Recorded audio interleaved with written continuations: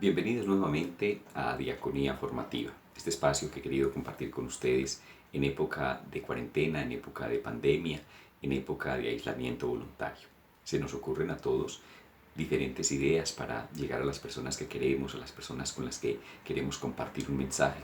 Y este ha sido como el resultado de esa búsqueda que yo también he emprendido al respecto. Quiero compartirles en estos momentos la realidad de una situación que estamos viviendo supremamente importante para nuestra vida espiritual. Se trata de la comunión espiritual precisamente. ¿Cómo nos estamos acercando a ella? ¿Qué sentido tiene? ¿Qué podemos esperar realmente de esta manera de recibir el cuerpo y la sangre de Cristo, sabiendo que hemos estado acostumbrados a la forma presencial, a la manera física? Bueno, vamos a estar hablando entonces hoy de la comunión espiritual. San Alfonso María de Ligorio pues, nos propone una fórmula que es la que ustedes ven acá en pantalla y que es la que más adelante pues, vamos a leer y vamos a tratar de meditar y de profundizar. Sin embargo, tendríamos que empezar diciendo que la comunión espiritual va más allá de una fórmula. Es algo más que unas letras, que unas palabras que yo recito en el momento de la comunión. Es una compenetración total con el Señor. Bueno, de eso vamos a estar hablando en el día de hoy y empecemos entonces diciendo en qué nos vamos a apoyar para toda esta reflexión que vamos a hacer, si así la podemos llamar, para todo este análisis de lo que es la comunión espiritual. El teólogo Pablo Cervera, un teólogo español que colabora para el medio Religión y Libertad, escribió un artículo muy interesante que nos va a servir de apoyo, obviamente con otras realidades y con otras contribuciones de otros autores, pero que tiene unos elementos supremamente claros para que nosotros entendamos qué es esto de la comunión espiritual y cómo asumirlo. Bueno, podríamos entonces empezar diciendo que la comunión espiritual pues es como una especie de hallazgo que todos hemos ido encontrando en esta difícil situación de la pandemia y del confinamiento. Los templos cerrados, no se celebran las Eucaristías, no hay posibilidades de comulgar, entonces pues ¿qué nos queda? Acudir a la comunión espiritual, que es un consuelo, que es un bálsamo, que es un momento también de encuentro con el Señor, distinto, diferente tal vez al que muy pocos estábamos acostumbrados. Pero esto que hemos ido experimentando al respecto de la comunión espiritual tiene que hablarnos también de algo que tal vez para nosotros no era común, pero que a partir de esta realidad tenemos que empezar a profundizar y a meditar seriamente. La comunión espiritual nos habla de una compenetración total y completa con el Señor, de una entrega absoluta a su misterio. No vamos a decir que antes no la teníamos, pero por lo menos viendo las cosas desde el punto de vista positivo, esta nueva situación del aislamiento, del no asistir al templo, nos está dando la oportunidad de experimentar, de explorar esta alternativa de la comunión espiritual. Tendríamos también que decir que la comunión espiritual pues nace de la centralidad de la Eucaristía misma. Dice, por ejemplo, el obispo español Manuel González, el que cree en la Eucaristía cree en todo el credo. Es decir, el que va a la misa, el que comulga, el que tiene un encuentro eucarístico permanente, constante con Dios, está confesando con ese solo hecho, está testimoniando que cree profundamente en todas las enseñanzas de la Iglesia Católica y que vive profundamente la fe. El Concilio Vaticano II, por su parte, va a decir que la Eucaristía es el centro y el culmen de la Iglesia. Y la Eucaristía, tanto como sacramento, que nosotros entendemos como la comunión, pero también como celebración, como sacrificio, como asamblea del pueblo de Dios que se reúne en torno a la celebración de la Santa Misa. Los mártires, por ejemplo, en muchas ocasiones daban su vida antes que renunciar a la Eucaristía, antes que renunciar al precepto religioso de la Santa Misa. No podemos vivir sin el día del Señor, decían, por ejemplo, los mártires de Albicinia en la persecución de Diocleciano. Y nosotros entonces estamos descubriendo o redescubriendo más bien el valor profundo de la Eucaristía. Miren que en medio de lo malo pues ha de resultar algo bueno. Por alguna circunstancia que hoy nosotros no podemos manejar, no la recibimos. Pero es bueno también que recordemos que la Eucaristía pues la dejamos de recibir no solamente por nuestra propia culpa, sino también por estas circunstancias externas. Sin embargo, recordemos cuándo la dejamos de recibir por nuestra propia culpa. Pues obviamente cuando no estamos en gracia de Dios, cuando estamos en pecado. Para algunas personas, por ejemplo, su situación de vida no les permite acercarse a la comunión así quieran. ¿Por qué? Porque están desdiciendo de alguna manera de su condición de bautizados, porque están viviendo de pronto una relación en unión libre y aún siendo personas creyentes, personas buenas, personas que quieren acercarse a la Eucaristía, esa situación sacramental se los imposibilita. Hay otras personas que son aún más rigurosas con esto, por ejemplo, del ayuno eucarístico de una hora antes, y si no lo han cumplido, entonces no reciben la Eucaristía. Digamos que son causas que vienen, por decirlo así, por el lado nuestro, de nuestra culpa. Pero hay situaciones, repito, que se escapan de nuestro dominio cuando no tenemos la culpa. ¿Cuándo es eso? Hombre, pues podríamos decir que se nos escapa el asistir a la ceremonia eucarística, el recibir la comunión cuando estamos enfermos. Si hay una parroquia en la que hay comunión a los enfermos, pues bendito sea y allí nos llega. Pero si no lo hay, pues ahí hay dificultades. Están las celebraciones televisivas de la Santa Misa, que hoy se volvieron comunes para todos nosotros, pero que en su momento estaban referidas específicamente a los enfermos. Sin embargo, ahí hay una situación que se escapa a nuestro dominio. No asistimos a la Eucaristía por ella. También por vivir de pronto en una zona alejada de un centro religioso, de una iglesia, de una capilla, no podemos tampoco acceder a la Eucaristía. Por alguna complicación extraordinaria que a todos los seres humanos se nos presenta, también puede ser una razón ajena a nosotros que nos lo impide, o como estamos viviendo en este momento por motivos de guerra o de pandemia, específicamente de pandemia, por una razón en la que pues nosotros nos tenemos que aislar en nuestros hogares, en donde no podemos socializar, no podemos ir a los templos. Entonces allí hay una circunstancia externa a nosotros que nos está impidiendo recibir la comunión y asistir a la Eucaristía.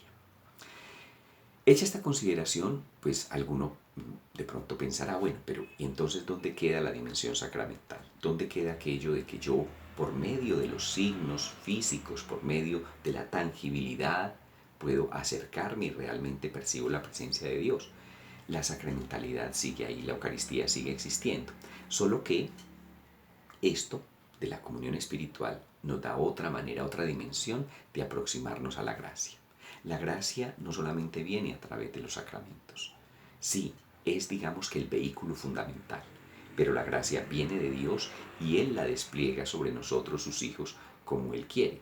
La única condición es que nosotros estemos atentos, abiertos a la gracia y estemos dispuestos a recibirla.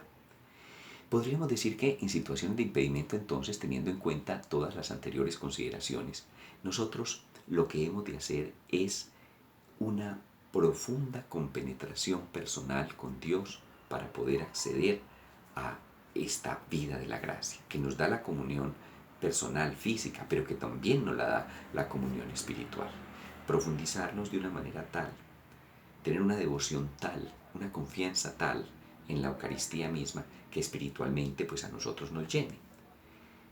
Ante la imposibilidad de recibir al Señor, entonces nosotros hemos de elevar el corazón en ese deseo profundo de hacerlo. Ahí está la clave y el éxito de la verdadera comunión espiritual. Imitar de alguna manera, podríamos decir, a la Santísima Virgen, a los santos, que vivieron esta dimensión mística de una manera muy profunda. Tal vez nosotros en algún momento hemos recibido la Eucaristía sin compenetrarnos absolutamente en el misterio, sin adentrarnos, sin intimar con Dios de manera espiritual. Y puede que muchas veces la hayamos recibido físicamente de esa manera. Pues bien, ahora estamos en el momento y tenemos la posibilidad de ahondar en la dimensión espiritual de la recepción de la Eucaristía. Podríamos decir que no necesariamente asistir a la misa y comulgar, como todos lo sabemos, es lo mismo. Muchas veces uno asiste a la Santa Misa los domingos o en semana y no comulga por las circunstancias que hemos dicho anteriormente. O habrá veces en que usted comulga sin haber asistido a la Eucaristía. ¿Por qué? Por una condición especial, por una celebración de una liturgia de la palabra, porque está enfermo y le llevan la comunión a su hogar. No es lo mismo la Santa Misa y la asistencia a la Eucaristía como celebración que el recibir la Eucaristía como sacramento, o sea, la Santa Comunión. La recepción habitual de la comunión, pues podríamos decir que es relativamente nueva. Esto de ir a la Santa Misa y comulgar, pues para nosotros es muy común, pero hubo un momento en la vida de la Iglesia en donde se comulgaba una o dos veces al año, preferentemente en Pascua, en Navidad. No era algo regular como lo que tenemos hoy. Recordemos que por allá en épocas del Papa San Pío X, entre 1903 y 1914, fue que él no instituyó, pero sí impulsó mucho más la posibilidad de que la gente comulgara y que se tuviera esa posibilidad en todas las Eucaristías. Con el tiempo, la comunión entonces dentro de la Eucaristía se volvió prácticamente un precepto y todo el que va a la Eucaristía pues anhela y quiere y debería comulgar. Incluso hay personas que dicen que ir a la Eucaristía como celebración sin comulgar no tiene como mucho sentido. Sin embargo, tampoco podríamos hacer una aseveración como esas, porque de todos modos el sacramento se refleja en la comunión misma, pero también en la celebración de la comunidad. La Iglesia entonces de alguna manera nos está llamando durante toda su historia a recibir la Santa Comunión, pero también a asistir a la Eucaristía. Cuando nosotros asistimos a la Eucaristía, en la Santa Misa, estamos participando de la máxima expresión de la vida eclesial. Nos unimos a toda la Iglesia. Por eso la comunión, sea espiritual o física, no es un acto absolutamente particular, devocional, privado. Es un acto común. Es participar de la vida de la Iglesia y es ofrecernos nosotros como cuerpo de Cristo al Padre en el momento del sacrificio que celebramos en la Santa Misa. Es decir, cuando nosotros espiritualmente nos compenetramos con toda esta situación, con toda esta realidad sacrificial, como parte del cuerpo de Cristo que somos, como parte de la Iglesia, estamos participando verdaderamente de una comunión espiritual. Por eso, ante esta razón y ante la imposibilidad de recibirla físicamente, nos debe quedar ese consuelo. En cada Eucaristía que se celebra, nosotros como parte de la Iglesia, nosotros como cuerpo de Cristo, nos estamos ofreciendo al Señor. Y por eso, en ese momento, cuando yo estoy viendo la celebración a través de un medio de comunicación, me puedo conectar espiritualmente, siempre y cuando aquella transmisión sea en directo. Esto está sucediendo, esto se está dando en algún momento, tal vez en una capilla próxima, en una iglesia próxima, y yo estoy participando de ese momento. Yo, como cuerpo de Cristo, estoy ofreciéndome al Señor con toda la iglesia. Miren pues que ante la imposibilidad de acceder al sacramento, nosotros tenemos que llenarnos también de doctrina y de razones para darle mucho valor a esta comunión espiritual. Qué bueno que traigamos, por ejemplo, también en este momento algunas ideas de los santos. Los santos fueron personas maravillosamente dotadas de esta dimensión espiritual para recibir el cuerpo y la sangre de Cristo. Por ejemplo, Santa Teresa de Jesús decía, cuando no puedan comulgar ni oír misa, pueden comulgar espiritualmente, que es de grandísimo provecho. Es mucho lo que se imprime el amor así del Señor, decía la misma Santa Teresa de Jesús. O el santo cura de Ars, San Juan María Vianney, decía, cada vez que sientas que tu amor por Dios se está enfriando, rápidamente haz una comunión espiritual. Cuando no podamos ir a la iglesia, recurramos al tabernáculo, que ninguna pared nos podrá apartar de Dios. Miren qué bello lo que decía San Alfonso María de Ligorio. O San Pío de Pietrelcina, que él iba un poco más allá también y decía, a pesar de haber recibido la comunión física, yo necesito también la comunión espiritual. Dice, mi sed y mi hambre no disminuyen después de haberlo recibido en la comunión, sino que aumentan. Cuando termino la misa, me quedo con Jesús para darle gracias. Los santos entonces nos enseñan también a vivir plenamente la comunión espiritual. Pero no podemos tampoco arbitrariamente acceder a la comunión espiritual. Nosotros tenemos que tener como unas preparaciones previas, así como cuando nos confesamos para poder recibir la comunión física, personal. Obviamente, antes de recibir la comunión espiritual, cuando estamos viendo una misa por televisión, por ejemplo, y vamos a participar de esa comunión, tenemos que estar en gracia de Dios. Y ojalá, si estamos en pecado, pues hagamos un acto de contrición. Si se tuviera, por ejemplo, conciencia de pecado mortal, entonces podemos hacer la comunión espiritual, pero con el compromiso personal, íntimo, de sacramentalmente recibir el perdón de esos pecados a la menor brevedad posible. La comunión espiritual entonces implica también condiciones como la comunión corporal, física. Primero, expresar nuestra fe, es decir, que nosotros hayamos meditado, reflexionado y hayamos expresado, ojalá con nuestras palabras, el credo, de modo particular en aquella parte que habla de la presencia real de Cristo en la Eucaristía. Segundo, hemos de expresar el deseo inmediato de estar unidos sacramentalmente con Cristo en la Eucaristía, que sea un deseo profundo, no un requisito, no una cosa casual porque me encontré una misa en televisión y voy a comulgar espiritualmente, sino que me debo acercar a esa comunión con una intención real, verdadera, de recibir al Señor. Y obviamente en el momento en que estemos haciendo también esa comunión espiritual, que nosotros tengamos claro ese deseo y lo sintamos vivamente de permanecer unidos con Cristo y disfrutar de los frutos que esa unión con el Señor nos proporciona. Miren pues que no es tan sencillo como prender el televisor, están en la comunión, recito una fórmula y listo.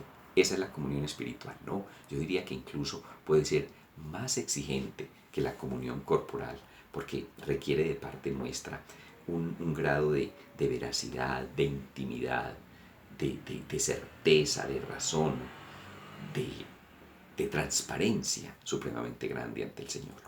Hablábamos al comienzo de San Alfonso María de Ligorio, que tiene una fórmula para la comunión espiritual, que es la que más conocemos en todas partes, y que nos habla bellamente de la manera como hemos de recibir al Señor en ese momento. Dice la fórmula de San Alfonso María de Ligorio: creo, Jesús mío, que estás realmente presente en el Santísimo Sacramento del altar. Te amo sobre todas las cosas y deseo recibirte en mi alma. Pero como ahora no puedo recibirte sacramentado, ven al menos espiritualmente a mi corazón. Se recomienda que en ese momento hagamos una pausa, meditemos y continuemos. Como si ya te hubiese recibido, te abrazo y me uno del todo a ti. No permita, Señor, que jamás me separe de ti. Amén. Esa es la fórmula de San Alfonso María de Ligorio, que nos permite, por medio de unas palabras que no son nuestras, son de él, pero que expresan todo esto de lo que hemos venido hablando. Esa confianza, ese deseo, esa promesa de permanecer en el Señor. Algunos de ustedes podrán decirme, bueno, yo conozco otra fórmula, hay muchas otras fórmulas. Una muy sencilla, por ejemplo, es: yo quisiera, Señor, recibirte con aquella pureza, humildad y devoción con que te recibió tu Santísima Madre, con el espíritu y fervor de los santos. Pero yo creo que lo más importante en todo esto es que nosotros tengamos unas palabras que nazcan de nuestro corazón, que broten de una sincera intención de unirnos espiritualmente al Señor. Nosotros entonces, al hacer la comunión espiritual, nos estamos comprometiendo a vivir eucarísticamente. Lo hacemos con la comunión física, pero de una manera mucho más radical, mucho más comprometida con la comunión espiritual. Entonces, ¿qué nos queda después de haber recibido la comunión espiritual? Y por eso la imagen. A pesar de nuestras ocupaciones, a pesar de nuestras tareas, a pesar de nuestra vida en el mundo común y corriente, la comunión espiritual nos tiene que dejar una dimensión tal que podamos decir: yo vivo eucarísticamente, yo recibí al Señor, yo me compenetré con Él, yo intimé con el Señor y a partir de este momento no lo abandonaré, permaneceré en Él y Él en mí, porque mi espíritu con su espíritu se hicieron uno para ofrecerse al Padre junto con toda la Iglesia.